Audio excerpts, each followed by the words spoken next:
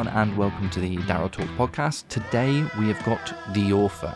He is a great friend of mine. He has released a book, and I'm going to be asking him some quite deep questions actually today, as well as having a laugh. Please listen to the end because we are doing a giveaway for his book. So, hi Dave. Hi Daryl. Welcome to the Daryl Talks podcast. Thank you so much for inviting me into your lovely house. I'm literally staring out into green pastures, and I've been looking forward to this because same, mate. We've been mates for many, many years, and it's so good to be able to share what I'm doing with what you're doing, and it's completely different, but have so many crossovers and similarities. So before we start, I just want to ask you a few sort of icebreaker questions. Love it. As if the ice hasn't already been broken with the 2 hours that we've spent trying to get the microphones to work. And bearing in mind it's my podcast, Dave is the one who has managed to fix it. Well done, Dave. The first question is going to be, what is the most adventurous thing you have ever done? Shit, okay. And then just realised the first word I've said on your podcast was shit, so that's a good start. Power of editing, my friend. We might need a bit of that. I think probably, as someone who is insanely scared of heights, skydiving when I was in Australia last year probably be quite adventurous for me. Was that like 10,000 feet? I think it was, 10, might have been 16,000. Weirdly, I wasn't bricking it at all, and I thought I would, but something about it just feels so surreal because you're just jumping out of a plane. It was amazing. That is... See, my view on that sort of thing is like, when I'm sat on a plane, I agree. It totally doesn't feel like you're actually in the air that high up. No. But the bit where it would get me is when they open the door. Yeah, I think I was the third one to jump as well, so I'd seen 2 other people just disappear. Yeah. And I think the most nervous bit is where you go and sit on the edge of the plane. They don't like mess about. They're literally like, right, tilt your head back, hook your legs under. That's the weirdest bit. You have to hook your legs under the plane. And then the bloke straps you back. You can imagine him like being, crikey, mate, we got ourselves a right pussy over here. Yeah. And they just like launch you out. And because I'm heavier than everyone else is on it, I had to pay more to do it, and I got to the ground before everyone else. So I felt a bit mugged off there. Absolutely. I was like, I'm paying more to reach the ground quicker. And they're like, yeah, but it's a harder landing, mate. Whereas skinny Vanessa floated down like a feather. Yeah, didn't even need help. There'll be no stereotypes on this podcast. Thank you very much. I'd like to apologise in advance to the whole nation of Australia. Second question is, what is your go-to karaoke song? Oh, Christ. Now, I think I know the answer. Do you? Yeah. Oh, go on. See, I think it would be Nothing Else Matters. I don't think I've ever done it on karaoke, you know. I suppose that's more of your, like, group thing, isn't it? Yeah. Last song of the night, first song of the night, every song of the night. Yeah. Which it has been on many nights out. Yeah, but that's normally not because of me. I know I've done, like, The Calling quite a few times. Wherever you will go, not I. Wherever you will go. Yeah. Way back when, in secondary school, I was in a band briefly and we covered that song. So if you could have one superpower, what would it be and how would you use it? Oh, that's a good one. Normally, in the past, I think I'd go for the really the ability to do anything because I'm really indecisive about this. But I think one of the ones that I think would definitely be super useful would just being able to fly. But what I counter that with is if you could have any superpower, why waste time flying when you could just say you could teleport? True, but I think... Is it the movement as well that's kind of cool? It'd be like the views and stuff would be cool, wouldn't it? Like teleporting, you'd just be there, which would be like very useful for like robbing a bank, maybe. You're just like into the vault, out the vault, lovely. But like flying, like never be late for work, would you? Well, you would hope not. I probably wouldn't work if I could fly, to be fair. You could leave later, couldn't you? Yeah, but I think that'd be quite cool. Never have to pay to go on holiday. Probably best I didn't have a superpower, really, isn't it? What would yours be then? What would mine be? Yeah. See, mine would probably be invisibility, and I would not use it for good. No, knowing you as I do. Yeah. Yeah. But I would also use it for like really mundane thing. Just sit in an office one day and just watch somebody work. Just every now and again, just move something Well, yeah, on their because desk. eventually, once you'd seen all the people you wanted to see naked and stuff, what would you do? You'd end up... Probably would get a bit boring, wouldn't it? Yeah, I reckon I'd get bored. So, let's crack on. So the reason we've got you on here is because you've recently released a book. I have. Can you tell us a little bit about it? Yes. So it's called Harvest of Shadows. It's crime fiction. So it's not like a police procedural, but because if you've ever read any of them, they can be quite not like detailed. There's too much detail. Yeah. There's too much technical jargon. Yeah, 100%. So yeah, it's crime fiction, and the plan is it's going to be like an ongoing series that follow my two main characters, which are Sebastian Brookes and Melissa Warner. And the first book, this one, starts with the discovery of a body on a farm. It's in quite a small community, and the body that they found, nobody recognises who it is. They don't know how it's gotten there. Kind of as the investigation progresses, more and more things kind of come out of the woodwork, if you like, that kind of paint a picture of something more sinister that's going on, something bigger than just, the murder of this person. And it kind of starts to unravel from there. And I don't want to give too much away, but yeah, it starts to kind of create a sense of something more sinister going on in the background, leading into the second book. So when I finished your book, Liz asked me, "Oh, what was it like? Like, tell me a bit about it." Turns out I'm no good at summarising, and literally for half an hour I went through nearly page by page of what happened. The thing I enjoyed most about it is that you have 3 stories. Is it 3 or is it 4? Yeah, I think like 3.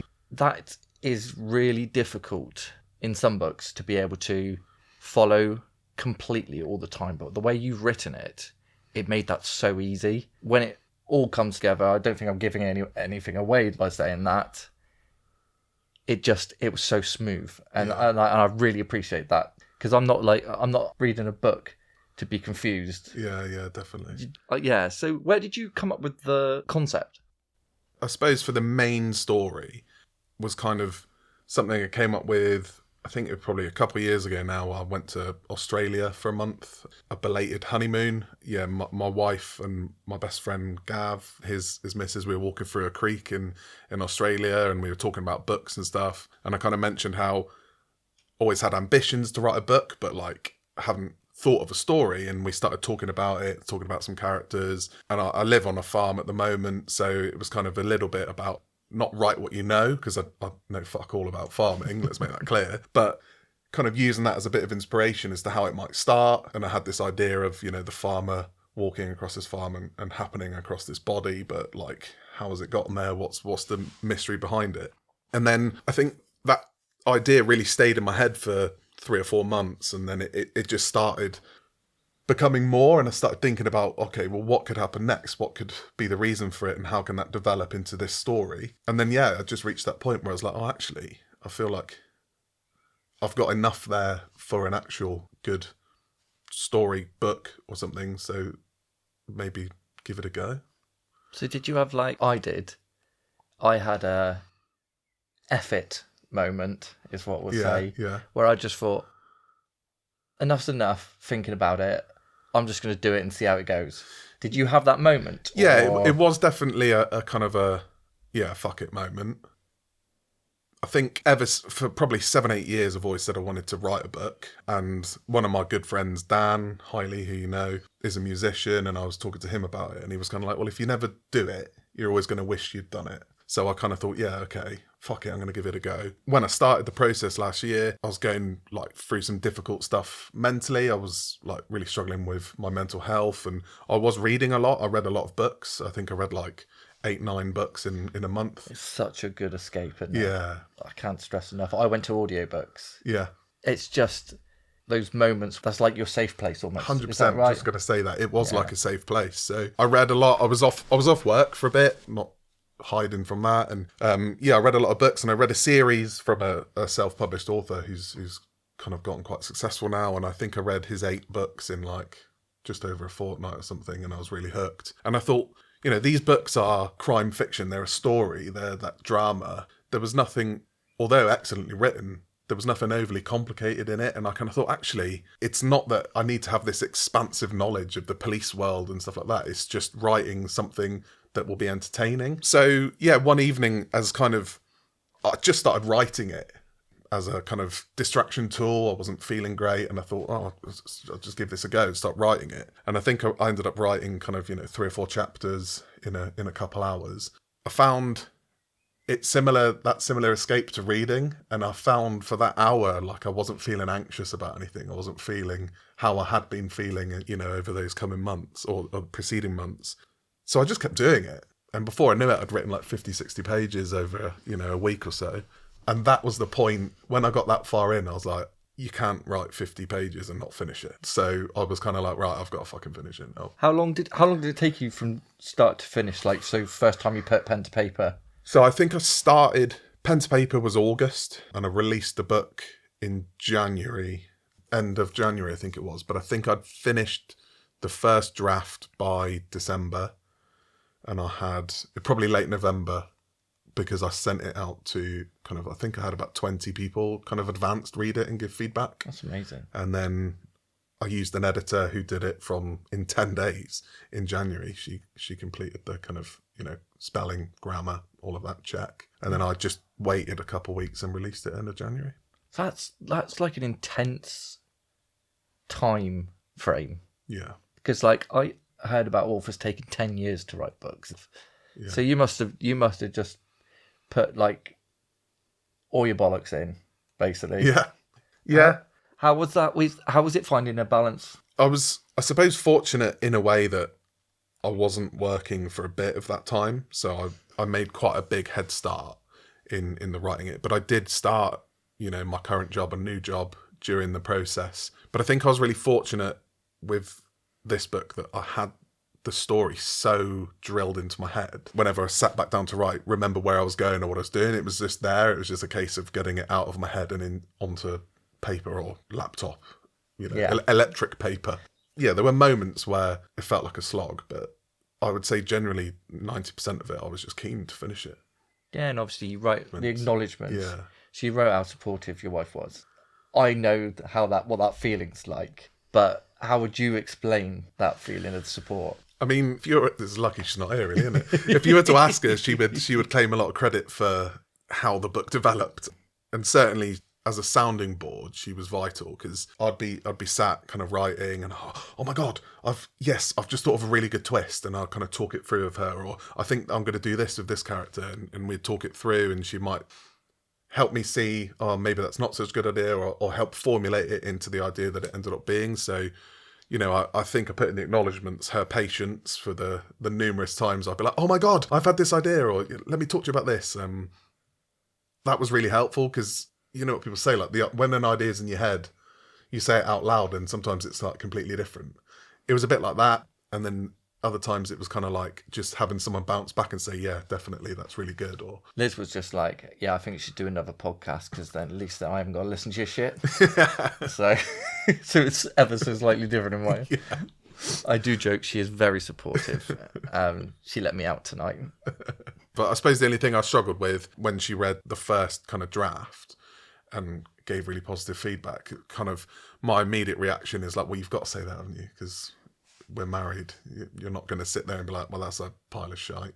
Yeah. So that was quite difficult to kind of accept that it was genuine. I've got a question on like feedback. I find it so interesting how people receive feedback. I'm so grateful when they say nice things, but like we were saying off air, there's always that feeling of, are they just saying that to keep me happy? I also think, how would I feel if they didn't?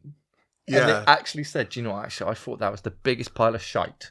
Like, you just wasted 6 months. Yeah, like, I'd be like, well, thanks for that. I wish you didn't say anything. So it's difficult, isn't it? It is really difficult. And I think when, we'll probably talk about it later, but when I put the book out there, my kind of target was I'd love to get one review of someone I don't know that enjoyed it. Because there's that like validation of, well, this is someone who can't have a bias about me. Positive or negative, who's read it and thought it was nice. Going back to what you said about people, my kind of mindset is always like, well, obviously Daryl or whoever's going to say they enjoyed the book, because I've known them for 15 years, they're not going to they just don't have the heart to let me down. But like I said, when we were messaging last night, so basically me and Dave were messaging, and we were messaging so deeply that actually it was amazing content, so we actually had to stop our messaging conversation to save it. So I'm trying to remember what we were exactly saying without looking at my phone. But the first few pages, I went in at "This is my mate Dave" book. Instantly, you start looking at bits that if it was any other book, you wouldn't usually be trying to pick up on, trying to fault in a sense, or trying to go, "Oh, that's good." It's really weird. So, but after a few pages, I totally forgotten that, but the book allowed me to do that, to get me absorbed into the story. And I think I ended up reading maybe about 60 pages the first sitting, which wasn't the plan whatsoever. Yeah. But I was enjoying getting into the story. For me, I like to do it's almost like a binge read. And then it sort of slow down a little bit and enjoy it and embrace it. Yeah. And then at the end, I do the exact same. I have to get to the end. Like you mentioned earlier about you live on a farm and just surrounded by farmland. When you were describing some of the fields, I felt like I'd been in that field because I've been brought up in the southwest, running through fields and farms and all that sort of stuff. I felt like I was there. Yeah. Yeah, the imagery you put in with the river, the little stream. Yeah. I genuinely, this is going to sound proper, weird. I felt like I was in that stream, if that makes sense. Yeah, yeah. And that's big credit to you, because that was not what I was expecting when I was thinking about reading my mate Dave's. Yeah, no, that's really nice. I had such a clear idea and image of these places when I was writing it, and I tried in the book to do a mixture of heavily descriptive for kind of key bits and then leave some bits more vague, so you as the reader can make your own mind up of what things look like, especially with the characters. I tried not to describe the main characters too much because I want you to have an idea of what they look like to you and who's playing that person, that kind of thing. But yeah, certainly with the scenery and the place, I had just a clear idea. When you say about the characters, how they look in my head, I bet they look absolutely nothing like what they look in your head. But that's the beauty of a book, isn't it? I do this thing when I read a book. So my imagination as a reader is pretty poor in terms of thinking of what a character might look like. I have to kind of cast them. So when I read a book, I'm thinking, who's playing that person? That is a question. So stop right there. If this book / series ended up being a series or film, who would the characters be? Have you thought about actual people who you would like? Not all of them. I think in my head, Brookes, so the main guy, looks a bit like you watch Game of Thrones. Yeah. You know Jaime Lannister. Yeah. So is it Nikolai Coster-Waldau who plays him? He's kind of what I imagine Brookes to look like. See, I had dark hair. Yeah, okay. Yeah, really right. Weird. Yeah, see, and that's the beauty of it, though, isn't it? Yeah. And it's funny, I was actually talking to my wife about this yesterday. We were kind of having this same discussion. I was like, I'd love one of the characters to be played by Kenneth Branagh, just because I love Kenneth Branagh, but there's no one that fits that for me. Because I did notice the lack of detail in the features of these people.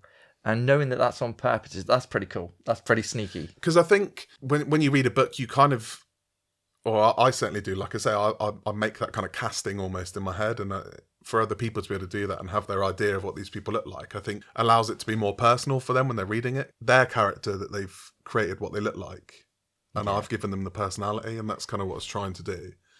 And also, if what's in your head then does get converted and it's not at all like what you thought it would be, there is nothing but disappointment. Yeah. And I've had that a couple of times with some great books that I've read. Yeah. And I've nearly been in tears with how shite the TV series was.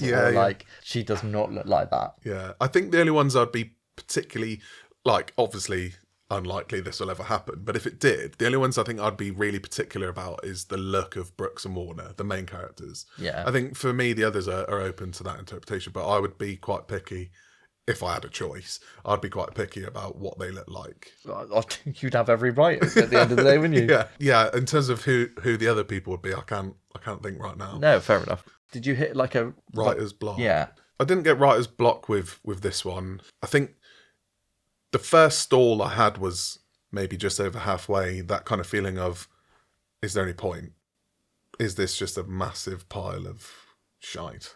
And that's when I started getting some people to kind of advance read and, early read what I'd done so far and take some feedback in and see what they thought. And that really helped kind of boost that along, especially guy I mentioned earlier, Dan, the musician friend, he read it and gave some like real extensive feedback on how he found it, what he liked about it.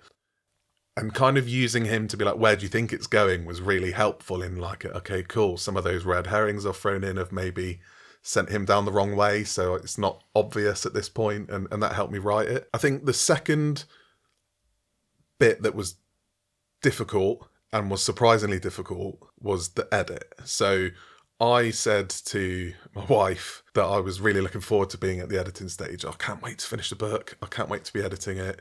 Because I thought, it'd be nice to reread it, chop a few bits, edit a few bits, lovely, get it out there. But it just went on so long, and I had to read the book so many times. The week before releasing it, I hated it. I was sick of it. And it's so hard reading your own work, because you're kind of like, well, I know what's happening next because I bloody wrote it. So, yeah, I never, ever will say that again. I'm excited for the edit. I have found that I completely understand. And people who don't see that side, and obviously they don't need to see that side, but what they sometimes don't understand is that for these, I listen to every single second, every single breath, every single hiccup, and any sort of noise. And sometimes I have to listen to that 3 or 4 times to get rid of the ums, the ands. So just so that somebody won't pick it up, so they can enjoy the listen. Yeah. And so in your circumstance, it's enjoy the read. There's a reason why it's quite a well-paid job to be an editor, or because only certain people can do it for a job. You kind of can be blinded by it as well, and you probably find this with the podcasts. You have to kind of decide, there comes a point where you go, okay, enough's enough. Because you start thinking, oh, maybe I'll swap this chapter or that chapter, or I'll move this question in your podcast earlier. You kind of keep going, and you just have to go, no. I'm just getting way more laid back about the process now. Yeah. But it's still not my thing. Yeah, no, it's a learning curve, isn't it? And I think, like, it's probably one that, by the sounds of it, both of us probably underestimated at the beginning. 100%. I made a decision as well to use a professional editor for the final draft, because I was conscious of, like, you don't want to put all that time and effort in and then put something out and have the only thing people pick up on a mistake. But you've got like that one shot. Yeah. It's a lot of time and effort to go into it. And that's what makes me more nervous about the second book, because I think I've had really positive feedback about the first one. So now I feel like if the second one's shit, I've blown it, And I have a really good plot idea for book 3. So I need to make sure book 2 is good enough to keep that interest. Yeah, so just from what I've obviously read so far, there is a whole series of avenues you could go down. Have you got an end game? For the whole series? Yeah. So I do.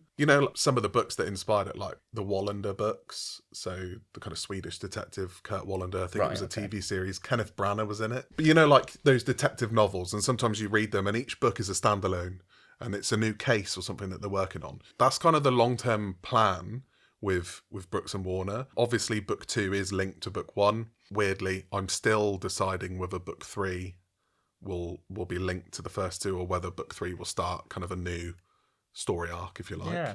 But I'll keep that close to my chest for now. So yeah, so that's the plan with it. And I do have like a long-term end to the series. No way. Which may or may not change. Could be controversial, I don't know. But, well, I suppose it is. But yeah, I see where it would end. But at the moment, I'm enjoying coming up with these. Do they all die? No.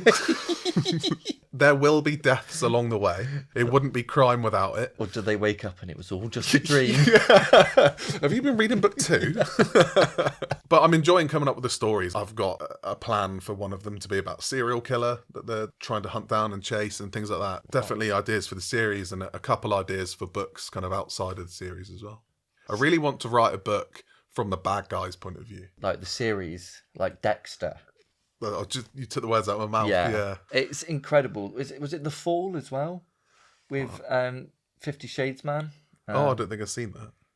you ever seen The Following with Kevin Bacon?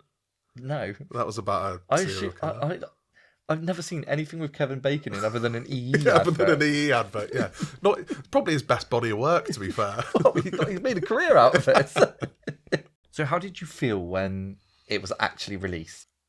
It was relief. Like I said, a minute ago, I put a lot of time into it. So when I reached that point where I was like, well, it's out there now. There's no more editing. I can't do any more. I felt really relieved. And then I guess you probably experience the same, that you get that kind of like nervous anticipation then. You're waiting for people to buy it or to read it. And I suppose you have to manage your expectation, because you're not going to suddenly get 10 reviews on the first day for a book. It's just because you see too many viral stuff now that until you do something like this, you don't realise how rare that actually is. Yeah. For the most part, most people who are successful, and they've built that over time. 100%. And you do appreciate it a bit more, I feel. So yeah, there was definitely relief. Really exciting. It was super surreal seeing it on like Amazon. Yeah, I felt proud as well, obviously, to have followed through and done it and finished it and put it out there. Didn't put this in my first episode because I thought it was proper soppy, but I was listening to a Stephen Bartlett podcast where there was this guy, and I've forgotten his name on it, but he said this sentence, which was, there's no value in thinking, there's only value in doing. And he's like a mega millionaire, but that proper resonated with me. It's the doing bit and just how chuffed I was that, I mean, I built it up a bit too much in my head and got a bit ahead of myself with the social media bits. So I was thinking, shit, if I don't do it now, I'm going to look like a right tosser. So I kind of I used a similar thing to kind of inspire me to get it finished. So I didn't tell anyone I was writing this book until I was like 3/4 of the way through. And I thought, I need that little bit of a rocket up the arse to make sure I finish it and get it out there. So then I told people, and then I started my Instagrams, started saying, putting out the book release videos and stuff, and the cover, told all of you lot about it, kind of set this release date. And then I was suddenly like, right, well, if I don't do it now, I'm going to look like a bit of a knob, aren't I? Yeah, that's the sort of pressure that is actually positive pressure, isn't it? Yeah. Because you put so much pressure on yourself during the process. 100%. That And now I'm at that again with writing the second one. I'm like, right, when do I now go out there and be like, this is the cover, this is the release date, and make sure that I kind of, it's out there. So I need to crack on and make sure I hit that now. So I'm just getting to that point again. Have you received any, like, not criticism, but like any constructive feedback that you were a bit like, oh? Yes. So like ultimately I have. I did send the book out to kind of 20 people. So when I'd finished it and it was having those kind of final edits in terms of, grammar and bits, but the story was locked in, I had, I think, around 20 people do like what authors call an advanced reader copy. So they get it before it's released to read it and feedback on. And it was really useful. And there was some really good constructive criticism that came from that. And some of it I did then go back and kind of make those changes. But some of it was also like subjective. So it was like, oh, you look at it and think, well, actually, that's just that person's opinion on what they like. And I had to kind of make a decision at that point, like, well, you can't please everyone. So I need to pick and choose what's really key to making the story better versus that one bit of feedback that's because they want to see that, if that makes sense. Yeah. But I think one of the biggest bits that I knew anyway, I think, with the first book that I'm trying to apply to the second book is the detail. So some of the feedback was could have gone into a bit more depth, could have added a bit more depth on some of the chapters and gone a bit further into some backstory bits. So I'm trying to do that in the second book. But it was a conscious choice in the first one. So I'd researched self-publishing books and releasing your first book, and one of the tips was to not release a massive book, because if you're an unknown author and it's your first book and people are taking that risk, they're less likely to take that risk on your first book if it's a 600-page mammoth. Yeah, encyclopedia and thesaurus of... Yeah, exactly. So, people are only going to want to digest something small.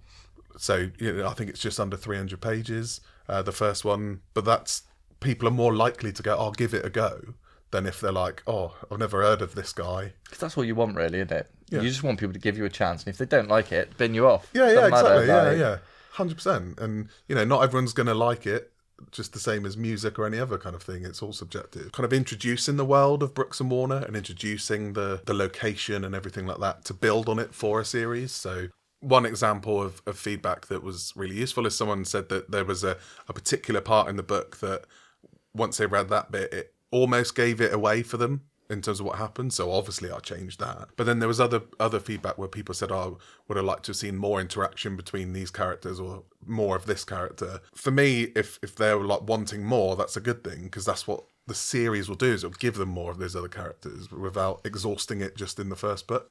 I want to know about Brookes. There was something about his character that I just felt... He's quite a lonely character, really. Like, he excludes himself from situations. And then in his inner monologue that you've put in, he wishes he did things. And he said that, like, next time. Was that you personally? Or did you take some experiences that you've had, or you know somebody who has been like that? I think... in part, probably yes. I think, yeah, there's always an element of stuff that you take from your own experience. But I think one of the things for me that was important, I read a lot of crime, but without being too stereotypical, sometimes the books and the main characters are like painted as like superhuman, amazing, greatest detective on the planet. They see things others don't see. They, flawless, usually alcoholics, usually bad, womanized, they all fall into that same category. So yeah, I wanted to create characters that were relatable and human. They make mistakes. Sebastian struggles socially. A lot of people do struggle socially and put on a front. And for him, work was where he feels comfortable, but talking to females, women and colleagues and having those relationships outside of work is something that he struggles with. Similar for Melissa in terms of her character, she struggles with stuff, and I touch on that a bit more in the second book in terms of normal issues that people deal with. And I just felt that was important to make it feel more relatable, real, and to hopefully in a way make the characters more endearing. There's a series of books that I read that are like Nordic crime.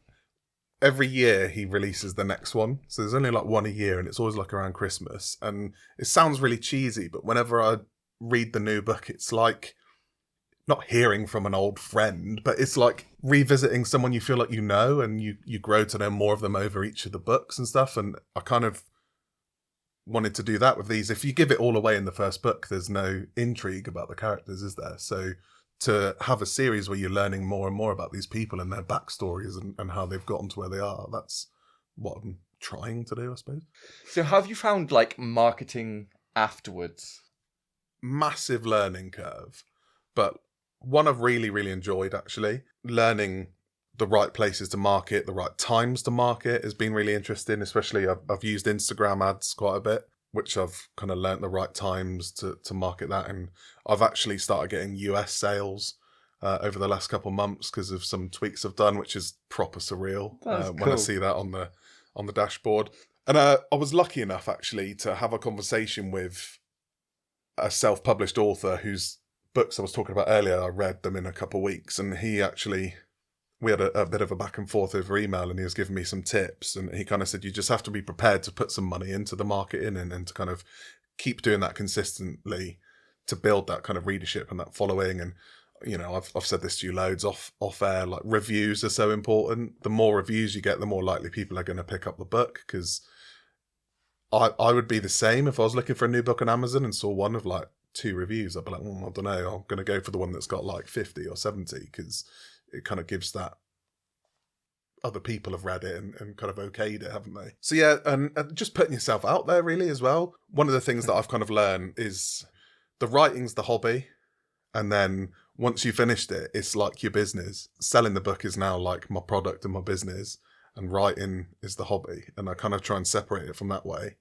I'm very fortunate because so far I have done next to nothing because I just don't know where to begin with it. But a good friend that I work with, Paige, she has been posting on my Instagram, and she does these very pretty posters and stuff. And I'm so grateful for it because I don't post personally on Facebook, like at all.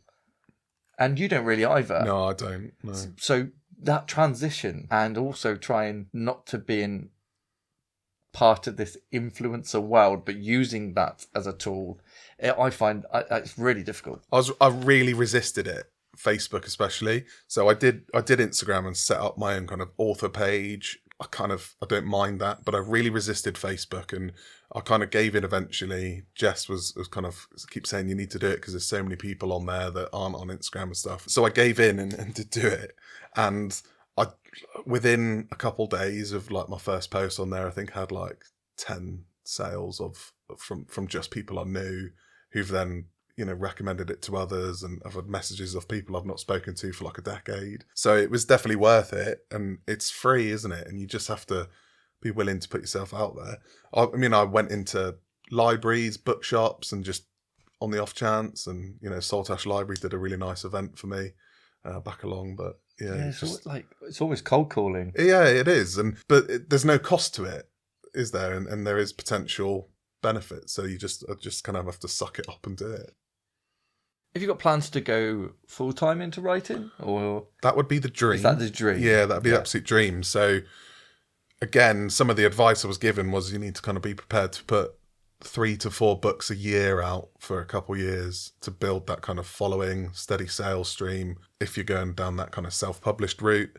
And then the benefits of that is you build that following, you've got that sales history, you potentially get better offers from publishers if you want to go down that road, or you're making a good enough income on your own. So that's absolutely my plan. It's like the dream. That would be for me the number one dream from it all, to do that for sure. So what advice would you give to someone who wanted to do that, who's been thinking about it? Aside from the kind of stereotypical answer of just do it, I think if you've got a plan for your book and you kind of know what you want to write about, the hardest bit is starting. Make time for it, commit to it, and just give it a go. Like, if it's shit, you can delete it and pretend that no one's seen it at that point, have they? So just try. So final question is, where can we find you? So I have my own website, which is davidphilipbooks.co.uk. You can find the book on there. I will add more content and stuff on there in time. I keep meaning to add a blog post on there, which I've like half written, but writing the second book's kind of taken priority. I'm on Instagram, which is david.philip.author. My book is on Amazon, and if you're a Kindle Unlimited subscriber, then it's free. You can read it through there. Don't have to pay. It's part of the membership. So I've got one question for you. You're right, okay. Before we finish. It was one of the ones that you said you were going to ask, but I want to know your answer. Do you remember where we first met?